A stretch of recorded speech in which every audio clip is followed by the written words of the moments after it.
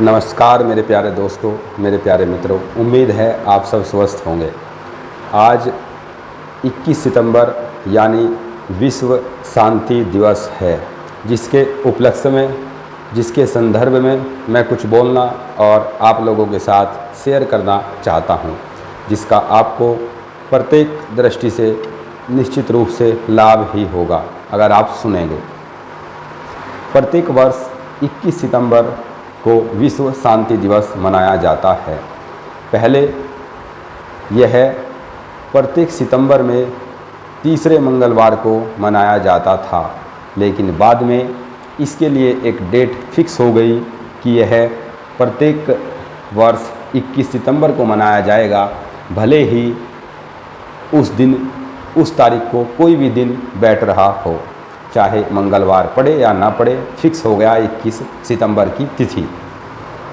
अब ये कब से मनाया जाता है? तो पहली बार 1982 में संयुक्त राष्ट्र संघ द्वारा इसको मनाया गया था। 1982 से 2001 तक सितंबर माह के तीसरे मंगलवार को यह मनाया जाता रहा। 2002 से इसके लिए 21 सितंबर एक फिक्स तिथि हो गई थी। आगे देखते हैं 2022 में इसके लिए क्या थीम अंतर्राष्ट्रीय स्तर पर रखी गई है। प्रत्येक वर्ष इसके लिए अलग थीम होती है। इस बार की जो थीम है वह है नस्लवाद खत्म करे, शांति स्थापित करे। 2022 की थीम है नस्लवाद समाप्त करे या नस्लवाद खत्म करे और शांति स्थापित करे। अब इस दिन क्या होता है ये आप सुनिए। इस मौके पर संयुक्त राष्ट्र के मुख्यालय में एक जो घंटी बजाई जाती है, जो उन लोगों के, उन सैनिकों की स्मृति में बजाई जाती है जो युद्ध के दौरान मारे गए। उनकी स्मृति में प्रत्येक वर्ष जो है 21 सितंबर को संयुक्त राष्ट्र के मुख्यालय में एक घंटी बजाई जाती है।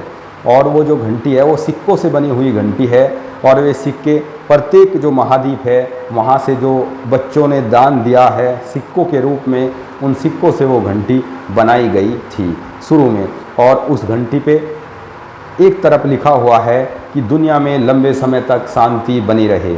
उस घंटी के एक तरफ लिखा हुआ है कि दुनिया में लंबे समय तक शांति बनी रहे। इस दिन सफ़ेद कबूतर जो शांति के प्रतीक है उनको आसमान में छोड़ा जाता है, उनको उड़ाया जाता है।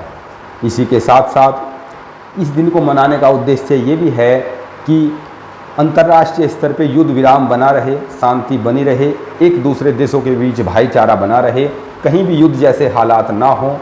ये भी इसका एक मुख्य उद्देश्य है। इस दिन कार्यक्रम वहाँ पे कई सारे किए जाते हैं संयुक्त राष्ट्र में जब इसको मनाया जाता है। और जो शांति दूत के रूप में कुछ लोगों का चयन किया जाता है, वे वहाँ पे बड़े शानदार कार्यक्रम, प्रोग्राम उस दिन ऑर्गेनाइज करते हैं। दूसरी चीज़, वे जो शांति दूत होते हैं वे कला, साहित्य, खेल इत्यादि क्षेत्रों से या शिक्षा से जुड़े हुए क्षेत्रों से नियुक्त किए जाते हैं संयुक्त राष्ट्र के द्वारा। आगे कुछ और चीज़ देखते हैं। अब इसमें बात आई शांति स्थापित करने की, तो मेरे कुछ विचार जो मैं इसमें इंक्लूड करना चाहता हूँ इन बातों के बाद। मेरा मानना है कि व्यक्तिगत शांति जब तक स्थापित नहीं होगी तब तक अंतर्राष्ट्रीय शांति स्थापित करना बड़ा चुनौतीपूर्ण लगता है, क्योंकि अंतर्राष्ट्रीय स्तर पे पूर्णतः शांति, युद्ध विराम कोई छोटी चीज़ नहीं है।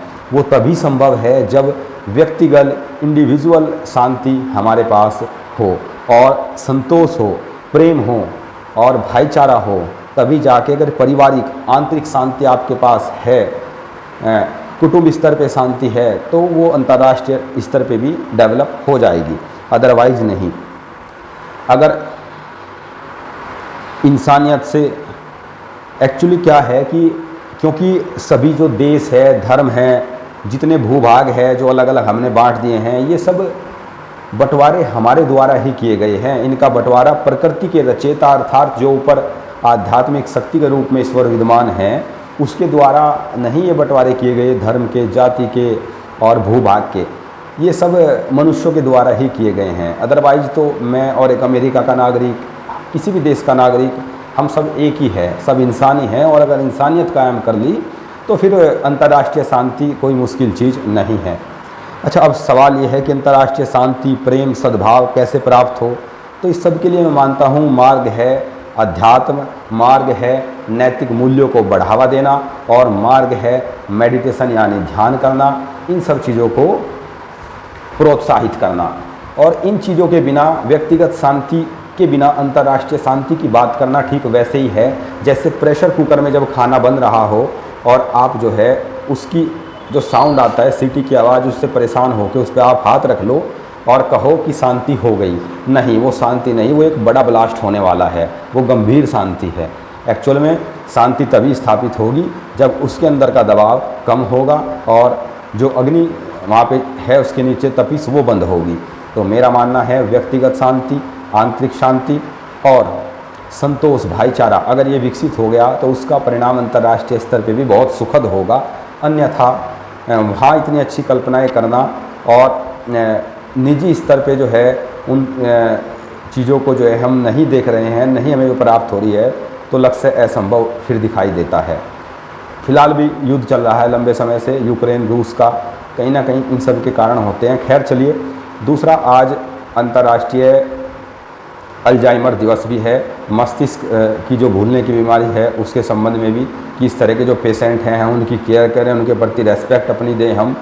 खैर कुल मिला के यही मुझे इसके बारे में कहना और बताना था। आप सबको पुनः अंतर्राष्ट्रीय शांति दिवस की बधाई। सभी को आंतरिक शांति प्राप्त होए और उसके बलबूते पर हम राष्ट्रीय और अंतर्राष्ट्रीय शांति, भाईचारा डेवलप कर पाए। इसी के साथ अपने शब्दों को विराम देता हूँ। नमस्कार। आप सब खुश रहें, स्वस्थ रहें और आपके मस्तिष्क में और राष्ट्रीय और अंतर्राष्ट्रीय स्तर पे शांति बनी रहे।